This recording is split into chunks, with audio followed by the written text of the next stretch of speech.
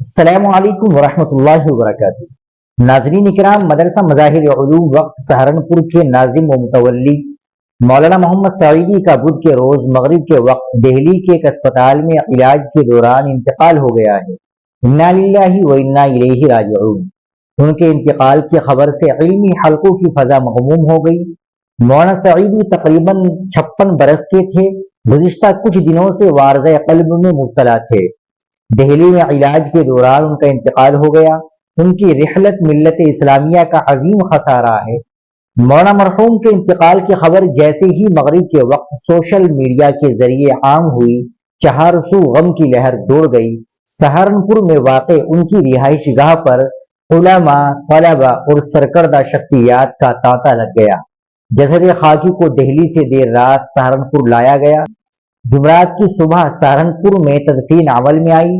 مرحوم تقریباً 2 دہائی سے مظاہر علوم وقف سہارنپور کے روح روا تھے اور ممتاز عالم دین، فقیہ الاسلام مولانا مفتی مظفر حسین سہارنپوری کے بھتیجے تھے اور مولانا اطہر حسین کے صاحبزادے تھے۔ مرحوم نہایت متقی، پرہیزگار، دیندار اور خالص علمی شخصیت کے مالک تھے۔ مولانا مرحوم ادارے کے اہتمام کی ذمہ داریوں کو ساتھ ساتھ درس و تدریس کی خدمات انجام دیتے تھے۔ ان کے انتقال پر نامور علماء کرام، خاص طور پر دارالعلوم دیوبند کے محتمم مولانا مفتی ابوالقاسم نعمانی، دارالعلوم وقف دیوبند کے محتمم مولانا محمد سفیان قاسمی، آل انڈیا کونسل کے رکن مولانا عبداللہ مغیثی، مدرسہ مظاہر علوم سہارنپور کے امین عام مولانا مفتی سید صالح الحسنی، مولانا یعقوب بلند شہری سمیت دیگر سرکردہ شخصیات نے گہرے رنج و غم کا اظہار کیا۔ مولانا سعیدی عربی ادب میں مہارت رکھتے تھے۔ ان کی علمی خدمات کو ملک بھر کے اہل علم نے سراہا۔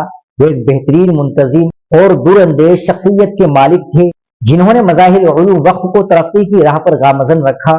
ان کے انتقال پر علمی، دینی، تعلیمی حلقوں میں گہرے رنج و غم کا اظہار کیا جا رہا ہے۔ اہل علم نے ان کے انتقال کو ایک ناقابل تلافی نقصان قرار دیا ہے۔ ناظرین کرام، آپ اس خبر کے تعلق سے کیا کہیں گے؟ کمنٹ باکس میں ضرور بتائیں۔ ویڈیو کو لائک اور شیئر ضرور کریں، چینل کو بھی سبسکرائب کر لیں۔ السلام علیکم ورحمۃ اللہ وبرکاتہ۔